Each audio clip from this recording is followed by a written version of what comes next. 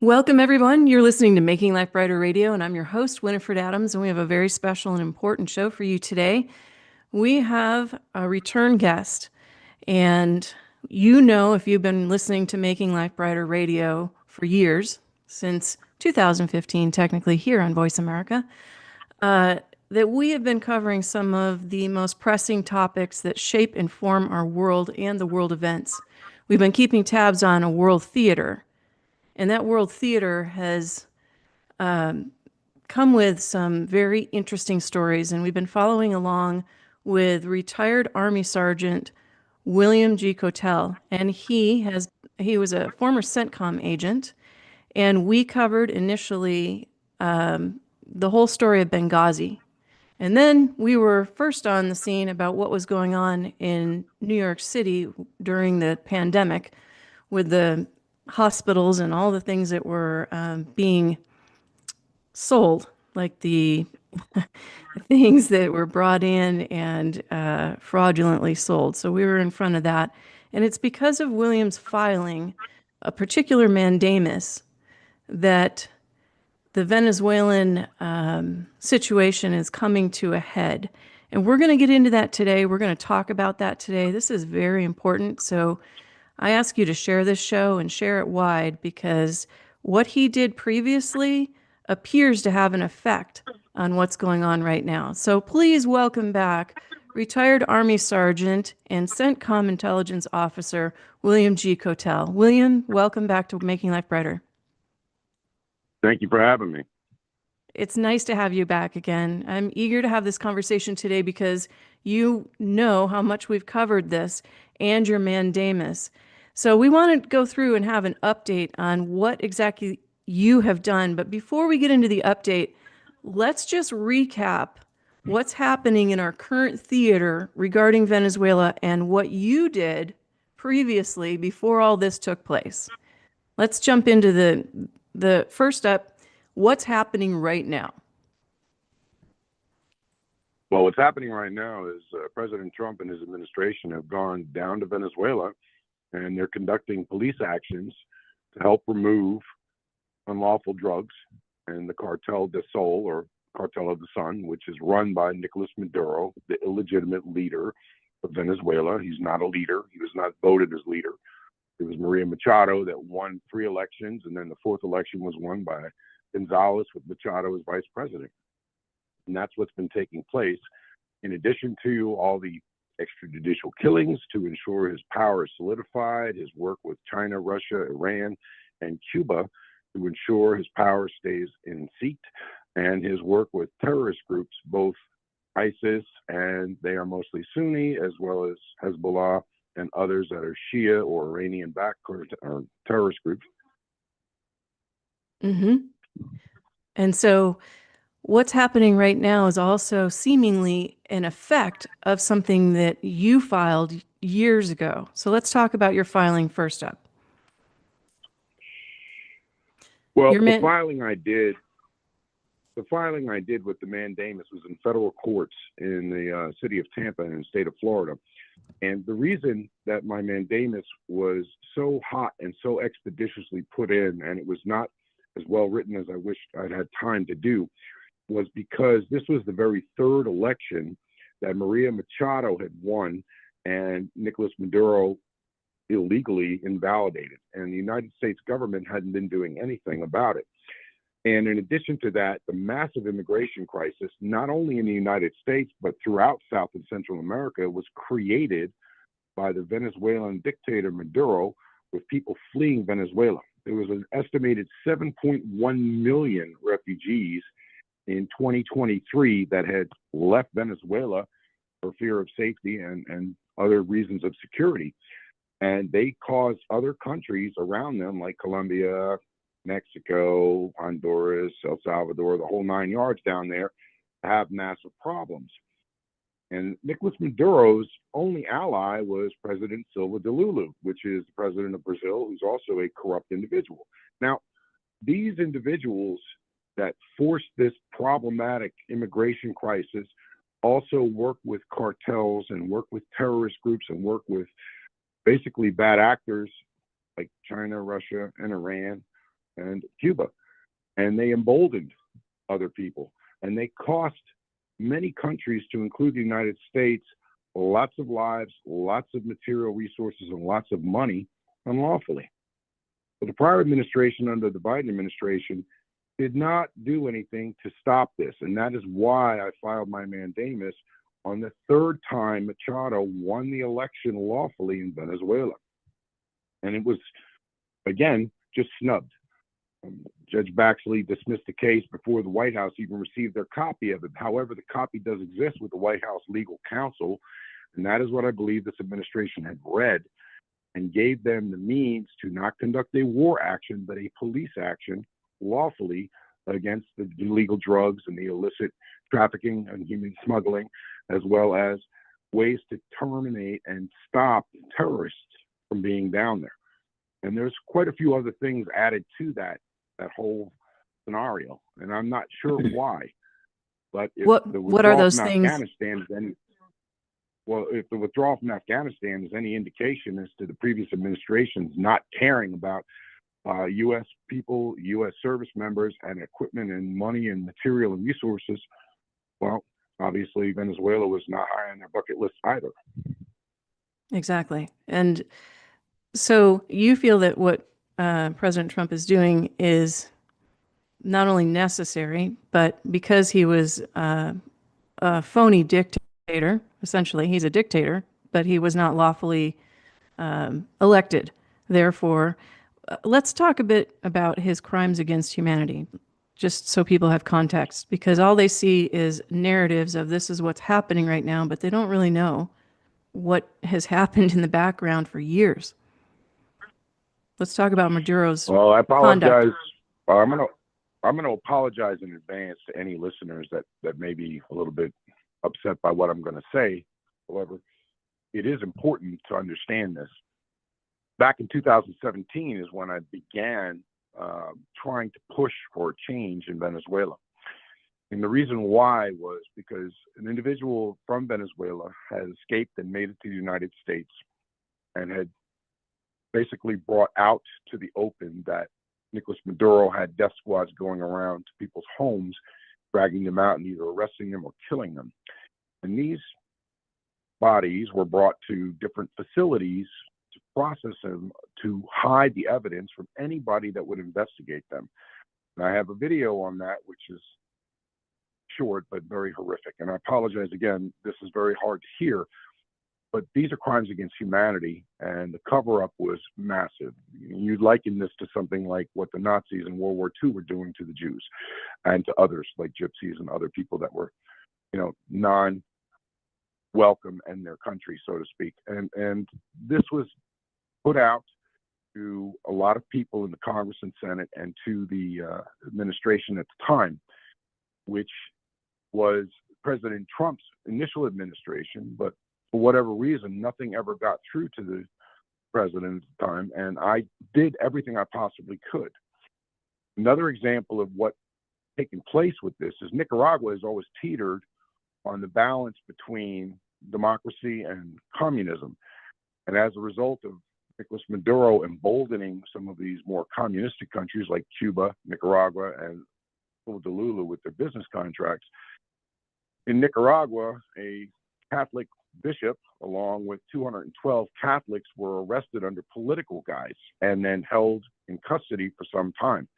I even elicited the support of the Vatican to try to, get them removed and let them go home. That was another negative response, as the Pope at that time was more into other things.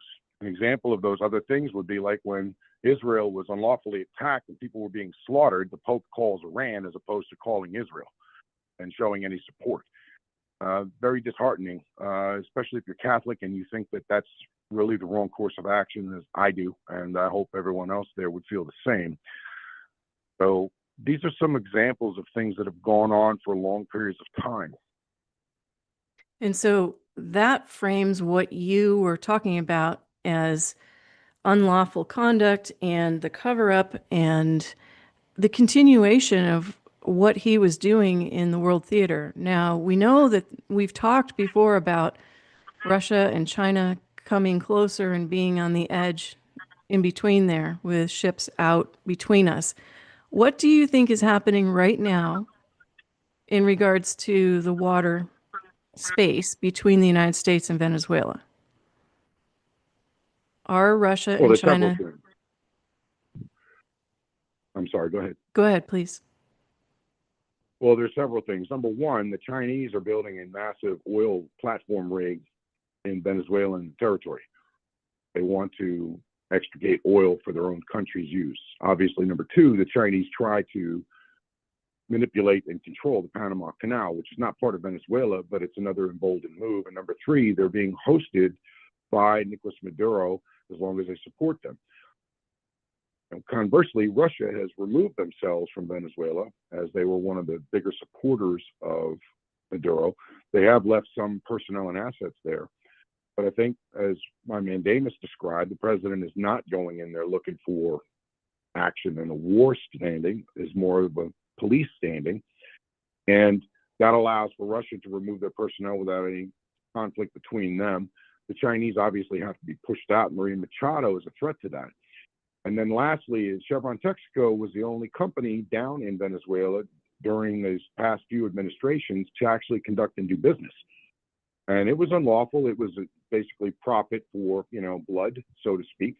But we don't know the circumstance. However, I'm understanding Chevron Texaco is cooperating with the Trump administration on information, which translates somewhat to intelligence, allowing him more information on those land right deals that you keep hearing about in the news. So Right. there's Right. a whole lot of things going on at this point. This is dangerous territory. And if he goes in and takes these actions now, which may be a result of what you filed, which I just showed on the screen completely,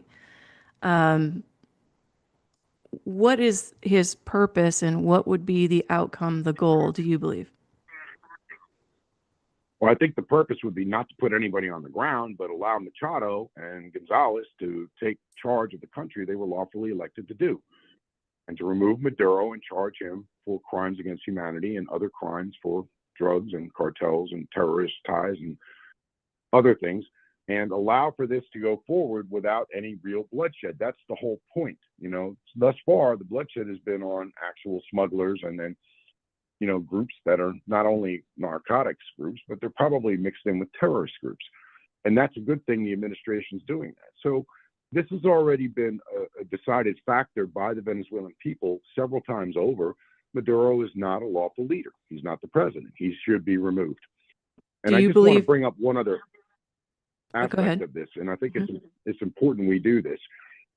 When President Trump was going through the election process, Eric Prince, the former Blackwater or head of Blackwater contracting company, asked Venezuelans to provide, as well as other people, donations. And they received more than $100 million in donations well before President Trump took office this time. Mm-hmm. And the supposed analogy was that they had troops on the ground, or personnel on the ground rather, and that they were going to take Maduro out and his cronies out. No actions were taken by him or his other people. And when President Trump came to office, he wasn't able to address Venezuela right off the bat. But Eric Prince and the gang still didn't do anything, but they came out with certain speeches. I believe 100% Eric Prince and his people need to send that money back to those that donated. That was an absolutely horrendous thing. I don't care who told him not to go down there, what president or what people told him don't do this or don't do that. It was ridiculous that even took place. It gave a lot of Venezuelans hope that no longer exists, as well as many other people hope that doesn't exist. So they need their money back, and that's a big deal. And for that to happen, that tells me that some kind of company or country government got involved that has influence over that. Now you have President Trump going back and trying to clean this mess up for many, many years. And he put the bounty out in his initial administration, but the bounty wasn't strong enough to get him out of office. And the Venezuelans haven't risen up yet because of fear of not having the backing that they need. So, right. Well, we're going to take a quick break, and then we're going to talk more about your mandamus and how that may have affected this entire situation. This is very important, so I'm asking everyone, please, to share this show because it'll give context to what's happening. And William's Sergeant Kotel has been very instrumental in raising the awareness bar and being very, very diligent about how he's gone about it. So we'll come back, and after this quick break, we'll get into it some more. We have some more intelligence to share. You're listening to Making Life Brighter Radio, and right here on Voice America exclusively with Sergeant William G. Kotel. We'll be right back.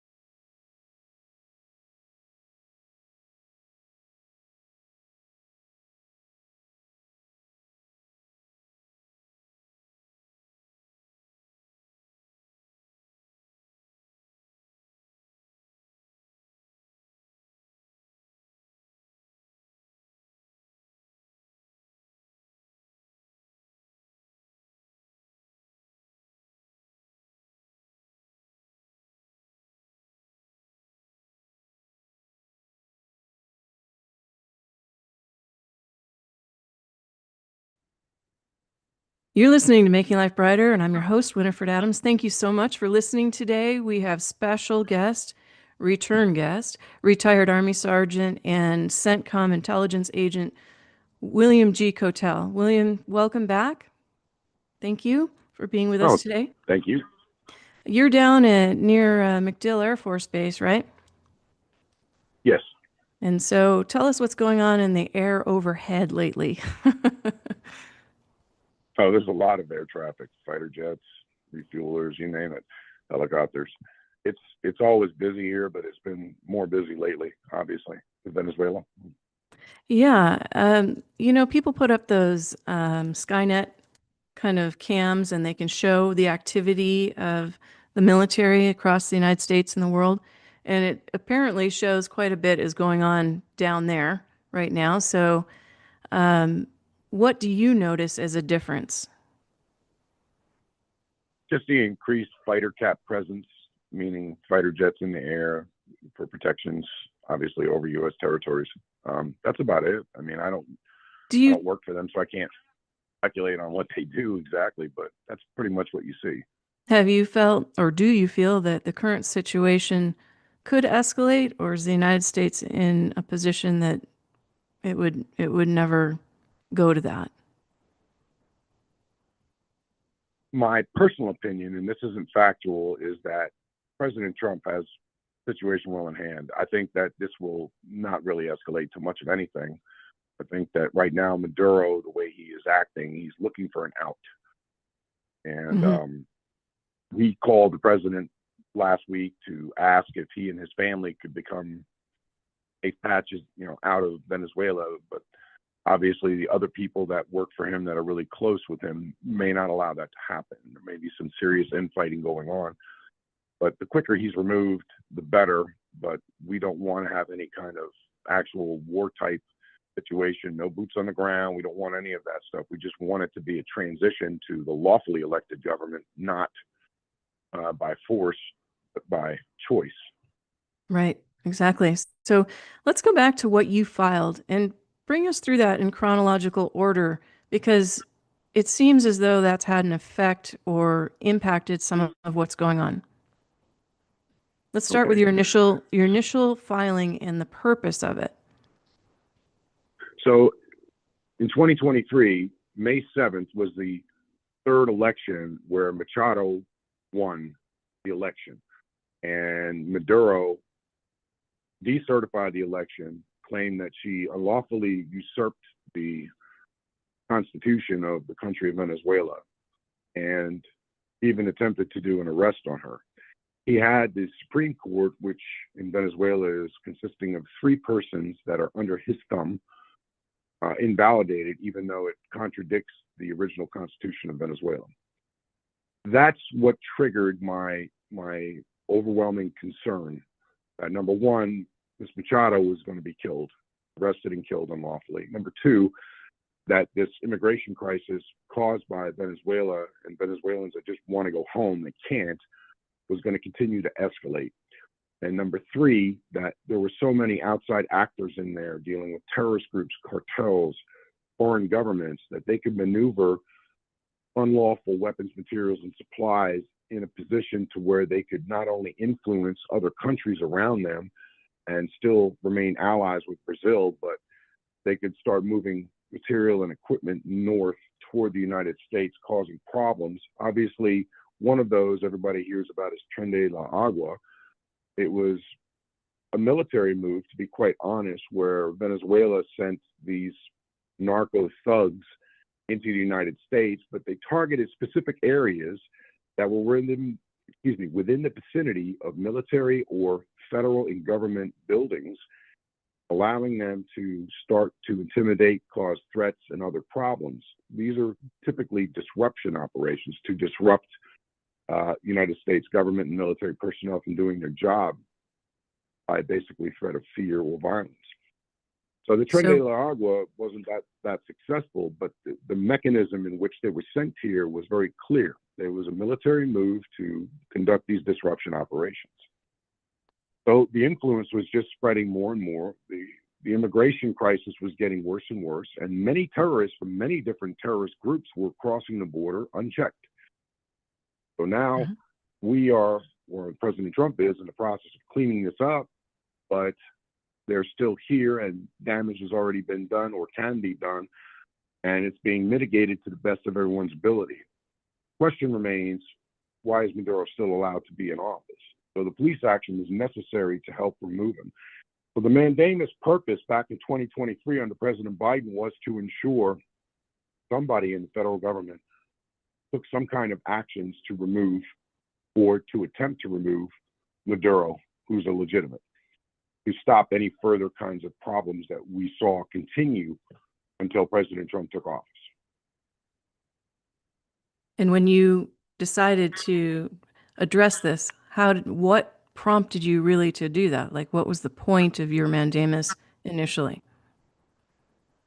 The point of the mandamus was to illustrate all the different things that Venezuela was involved with that were negative. Immigration crises, extrajudicial killings unlawfully, and the disposal of the bodies.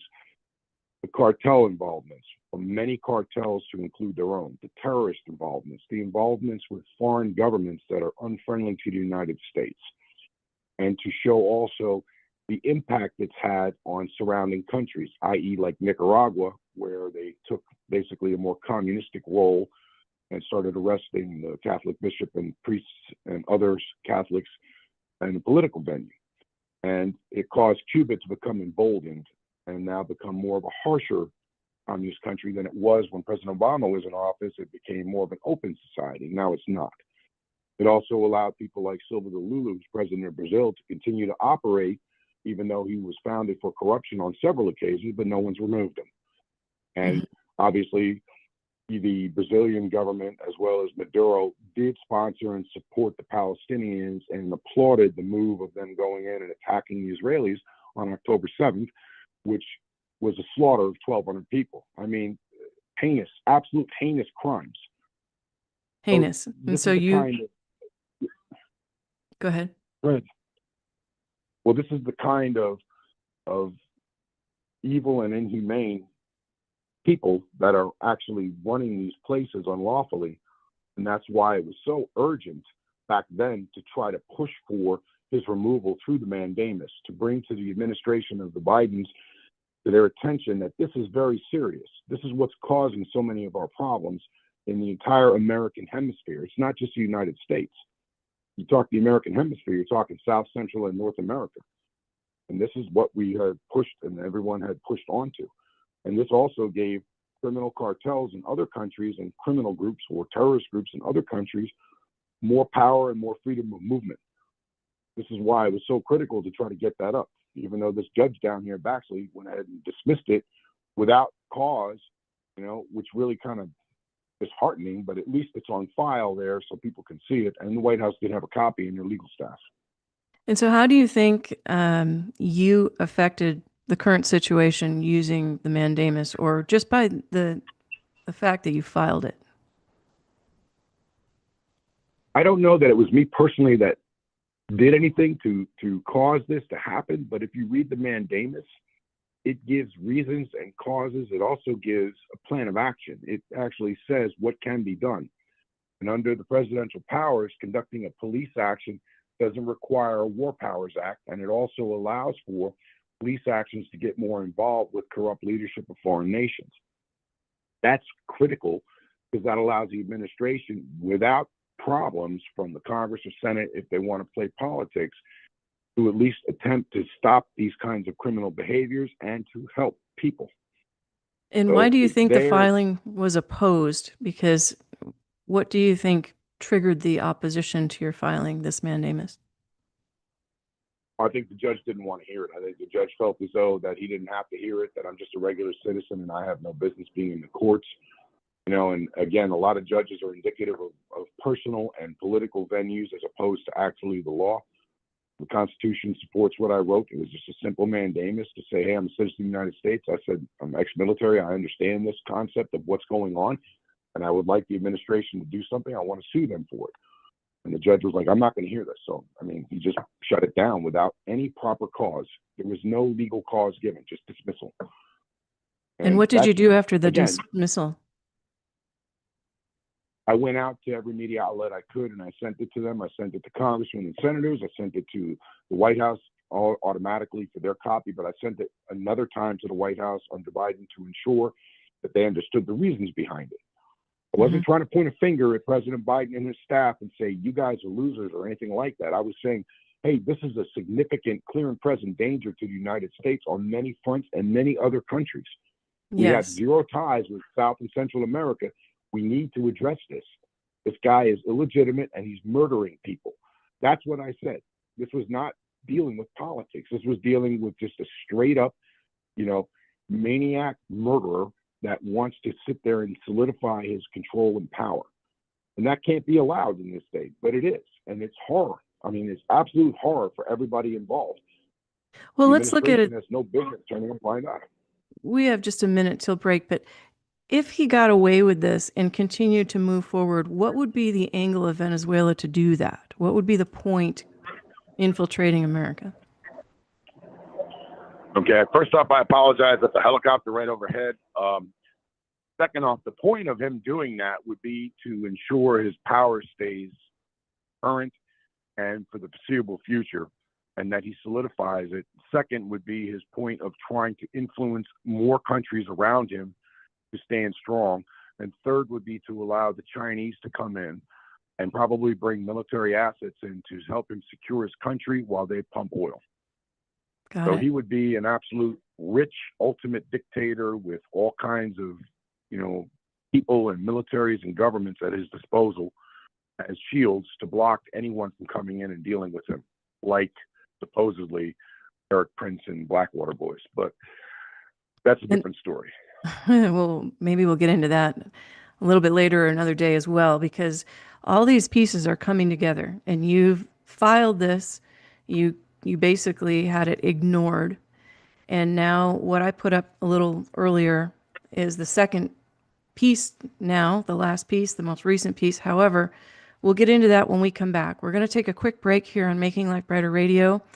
I'm going to encourage you all to log on to makinglifebrighter.com, and I'll get up this mandamus again so you can kind of read it more slowly there, as well as for more information on the coin we've been talking about.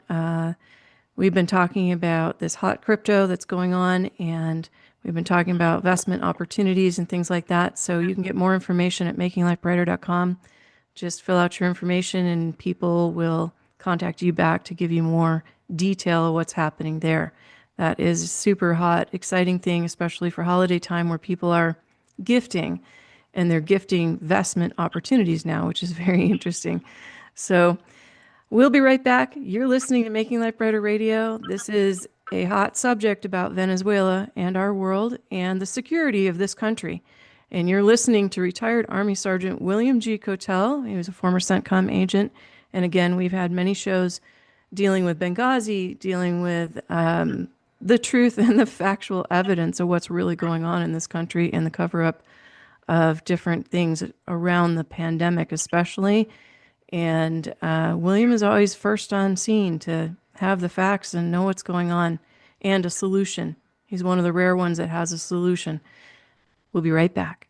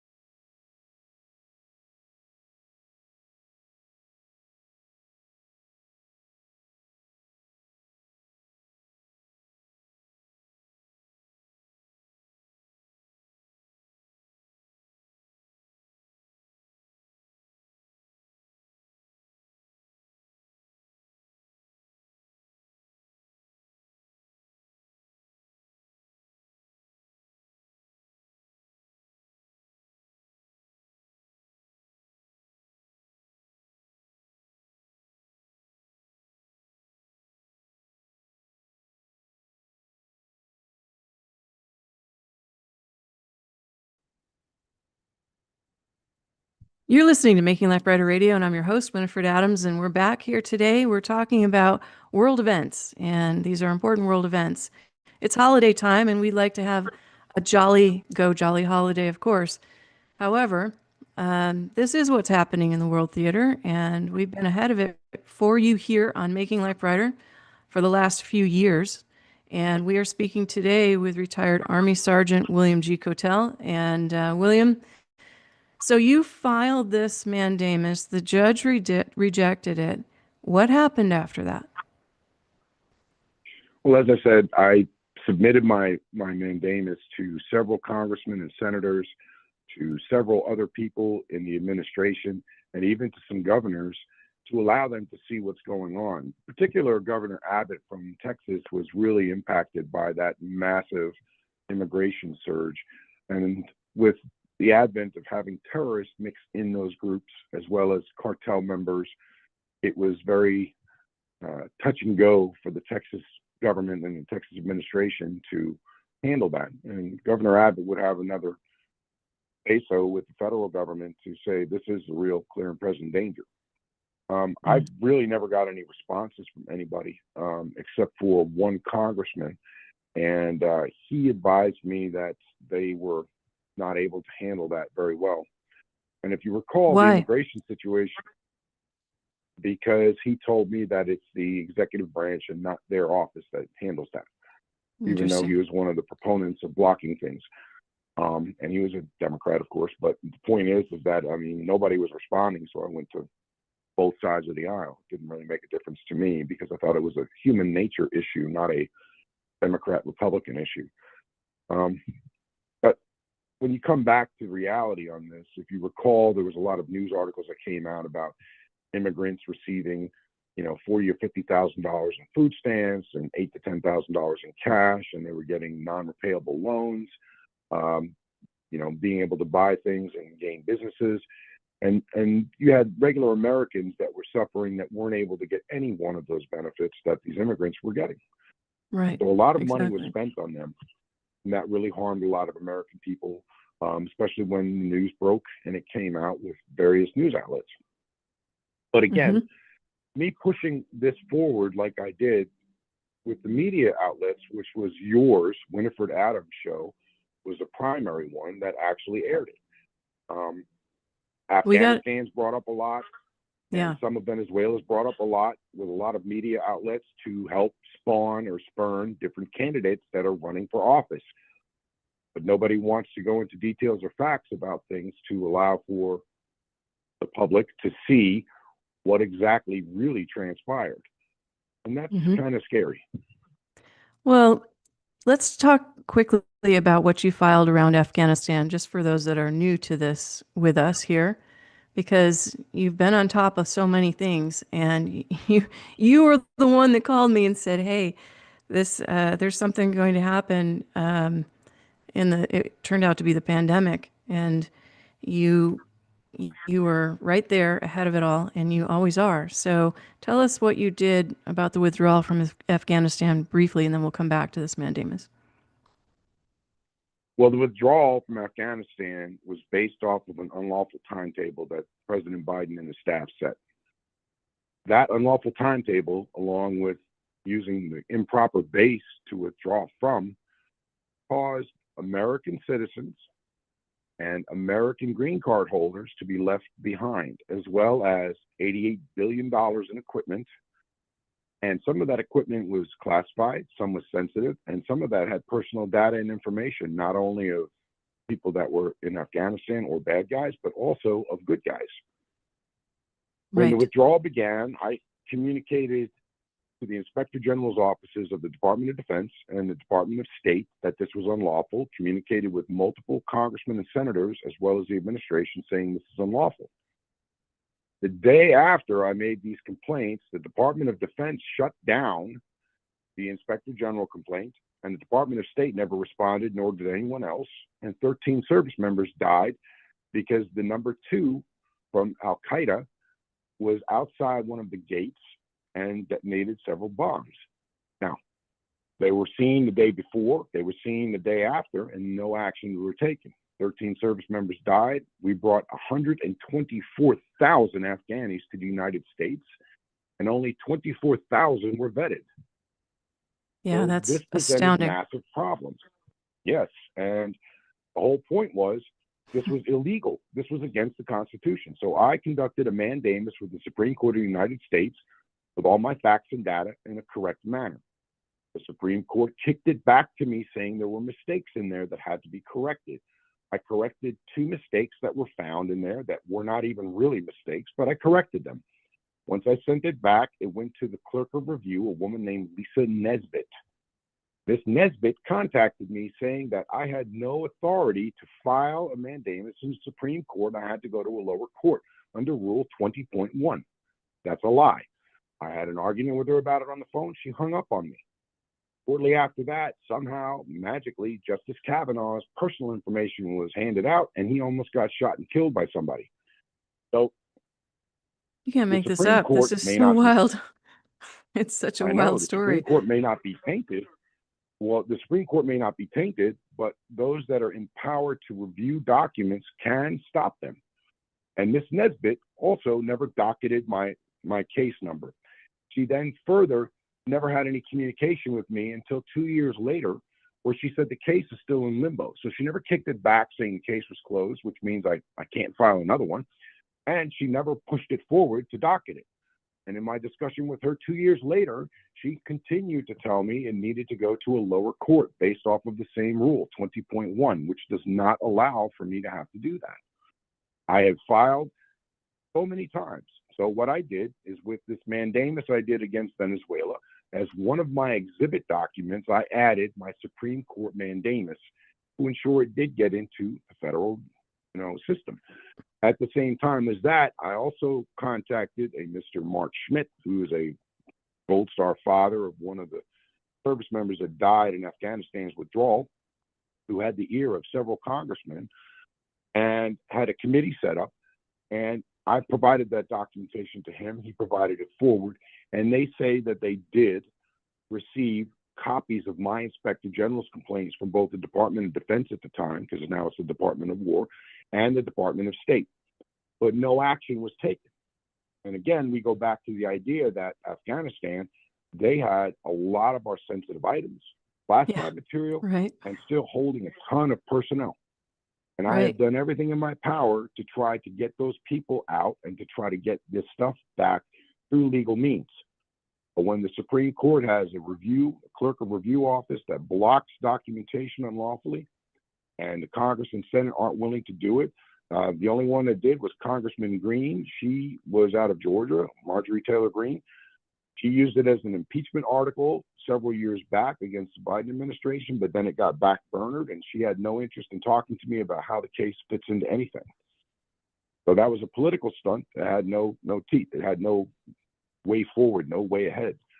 And this, again, goes back to us losing all of this equipment, all of these personnel that are still missing to this day, and recognizing through the United Nations the Taliban is a legitimate government, which is outrageous.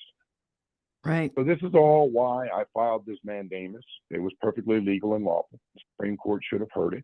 And I even heard another case the Supreme Court was listening to where one of the justices actually referenced something from my mandamus in terms of Really? when I listed certain types of property and equipment down and how it plays in. And property and equipment is defined as, and then that also defines classified material as, or sensitive items as. And that was They, just an example to the Supreme Court justices to allow them to understand basically the minutia of military doctrine and regulation in regards to property and what types of property there were, so they could see this. The whole Supreme Court mandamus about Afghanistan was based around the fact that the Inspector General had the authority to intervene and stop that withdrawal under Secretary of Defense Lloyd Austin, who had also been my boss and who had also done the same thing in Iraq back in 2013. And that's where you saw videos of ISIS driving around with our Humvees, wearing our uniforms, using our weapons against the local populace there. So this is why everything was very upsetting to me as far as what the law goes, because I was within the rights of the law to be able to be heard in the courts, and they did not allow that to go forward, nor did anybody in positions of authority allow anything to be investigated or looked into. I find that reprehensible. So it is reprehensible. When you actually filed all that and they ignored it, now they're taking pieces of it to champion their own agenda when it's appropriate for them. And did anyone ever reach out to you or get back to you? No, nobody did. No media, no congressman, no senator, no nothing. I understand the reason behind that. And personally, I couldn't care less if they use it and they take credit for it. Who cares as long as lives are saved and equipment or material is gotten back or money is recovered back. That's the more important picture here. I don't get anything out of this. This is something that needs to be done for the United States and for many other countries around the world. Exactly. This is really important. So when you actually were ignored and then it came back around, what did you do? We have about 2 minutes till break here, but what did you do to further this mandamus in the system or get President Trump's attention? Or, how did this take its next step? We have about 1 minute till break. Well, I contacted the White House legal office and I have left them several messages. I've not gotten anything back, but apparently there was some confirmation from somebody else at a different office that called me or notified me that they did have a copy of it up there. I didn't have any information to say anything one way or another further than that, but that's as far as I've gotten. I can't get anywhere with anybody on the phone or via email or any other means right now. So you're the only show that's actually listened to this whole thing. And it's weird how real world facts that I've provided, because I don't try to mess around in hearsay and opinion and what I think, that kind of stuff. But the facts that actually were relayed by your show over the last several years, I think they've had an impact. I just think that it's an unseen impact that's really not had any action taken because people are scared that they're going to be caught, that they had done something else wrong that's involving this types of actions. Well, that sucks because they should not be in a position to where they can lead but still be criminal or corrupt, like Senator Schiff. Senator Schiff lied under oath during an impeachment trial with Trump, and nothing happens to him. He fabricated evidence. Nothing happens to him. These are all crimes. Anybody would go to jail for this, but not him. interesting. Well, I don't know. we have more to talk about, so stay tuned. We're going to take a quick break, and we will be back with what the final filing is and what's happening and how this is, shoring up the current events. So this is important intel. We hope you're going jolly this holiday season, and we are grateful to have our special guest today, retired Army Sergeant William G. Kotel, a former Centcom agent. And we have shaken the tree here on Making Life Brighter with him over the years. And we even had an effect on some of the New York State legislature after one of these shows. We'll be right back.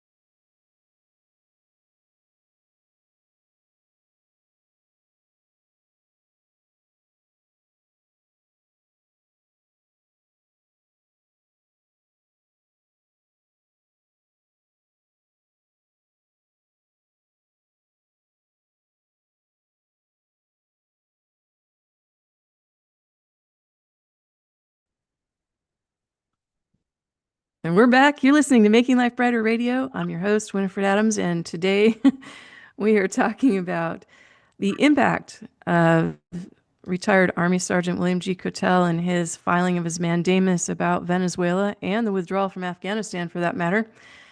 We've covered many things, like he said in the last segment, and we've had an effect.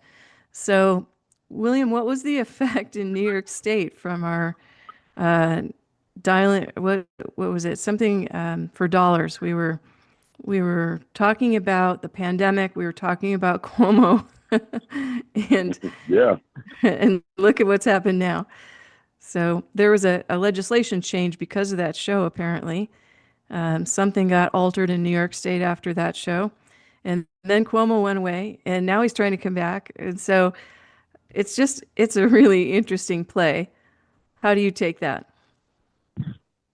Well, I take that as though he thinks he's a better choice than having a communist in charge of New York City, which Mondani is really going to have to fall into line because he can be the mayor, but the city council and many of the leaders of the city, and especially the businesses around the city, aren't going to tolerate his communistic ideology. So either he's going to have to disappoint his voting base, which is a lot of younger people that think that it's great to get free stuff for nothing, and he's going to have to accommodate the actual base that's going to allow him to stay in power as the mayor. So, I mean, there's a choice there. Cuomo tried to interrupt that, saying he was a better choice. And as a mayor, he would try to, I guess, allay or put down those problems that he created when he was governor, when he was selling those, ventilating machines that Yeah, were given that's to the what it was. COVID crisis. Yeah. And also for the amount of Death for deaths that were Dollars was the caused name of the by show. COVID. Yeah. Death for So, I Dollars. mean, they claimed that every death from COVID, if it was assigned a COVID death, was a $39,000 paycheck that went to either the administration or the hospital, and every treatment or care that was given was an extra $22,000 from the federal government that provided care. So if somebody came in that was in a bicycle wreck, which was actually on the news, they labeled him as a COVID candidate. People died in car accidents, and they died of COVID. And I mean, it got so outrageous. And then supposedly all these refrigerator trucks filled with bodies and all. I had a friend that went up there, Benjamin Irish, that went down there and videotaped them. They were totally empty. And the morgue only had a few people in it. in the hospital, and they didn't let him get too far in. When he did, he could only see a couple people in there, and there was one person out of 26 that he saw that had COVID. So the COVID thing was a real farce.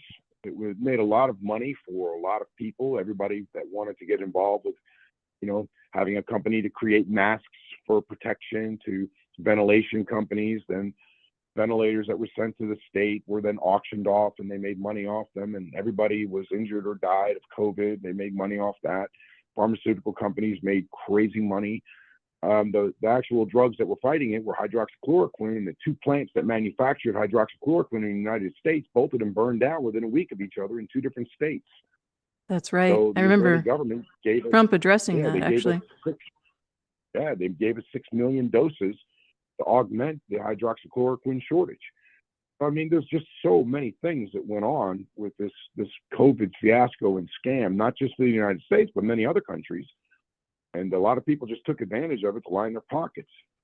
That's and right. Again, you got people that are just greedy and dirtbags and evil, and they just need to be put in their place and put in jail, to be honest with you, and recover the funds and give them back to who they belong. Exactly. Exactly. So let's go back to your mandamus, the final filing, what I showed earlier in the show, and what I'll put on makinglifebrighter.com, and you can go read it there. Since everything basically was ignored, what happened in your follow-up? And why do you think that's impacting today? I can't really speak to the effect of what my follow-up is. I've done everything I can do. I've not heard anything back. But the actions taken by this administration are very clear and indicative of what I wrote in my mandamus as a course of action to be taken.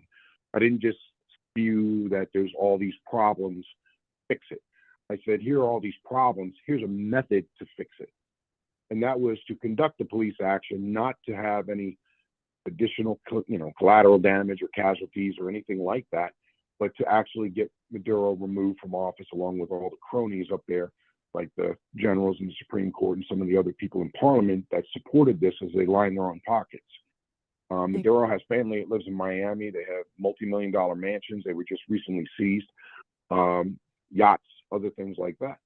So this is all a profit game. And by the way, he bribed the Russian government years ago by sending 70% of the gold bullion backing Venezuelan currency to President Putin as a gift to allow for him to send troops and personnel to help train and teach them things and equipment that they could use. Wow. So Now again, I've done. Go ahead. I know that they had put it over in London as well. Maybe it went around the bend. I don't know. But then whatever went to London similarly got lost. It was seized somewhere or somebody took it. That's an interesting fact that you just said about Russia. I hadn't heard that fact before, but go ahead, please. Well, that fact happened in 2017. That was one of the big things to help keep the United States out. This was shortly before President Trump had put a bounty on his head. And this was another means of getting a foreign outside actor like Russia to get involved with and protect Maduro's legacy of being an unlawful dictator. You had the same thing that went on with China, and you can see obviously what they paid them with is oil. So they're building this massive oil drilling platform just off the coast of Venezuela that's totally Chinese owned and operated, that they're giving free oil to basically for security protection and other. Okay, well, we have about 30 seconds left today. And what would be a closing comment for you for this mandamus in the current state of affairs? My closing comment would be that this administration is basically taking the right steps, right courses of action, and that they should be supported. And I think that any congressman or senator or governor or media outlet should be hammered, if you'd like to do it by your own self through a computer or whatever, on the fact that they don't present these types of facts. Everybody wants to be all, hunky-dory, sing kumbaya with Maduro. Yeah. Meanwhile, he's a murderer. And I did share with you that video of those processing plants with the bodies, and I think that's horrific. And I apologize again if that offends anybody, but that's the reality of what was done and what is still being done. So we got to get them removed as soon as possible. Very good. Sergeant William G. Kotel, former Centcom agent, intelligence officer, retired Army Sergeant, and a huge proponent for veterans as well. I just want to say thank you for being here and making life brighter. I hope you and your family have a safe and very jolly season this year. Thank you for being with us today and giving us this important update here on Making Life Brighter. Thank you so much. I appreciate it. Go Jolly, everybody. We'll see you next week. We have some special healer guests, and we are going to digest this information and walk forward. Thank you.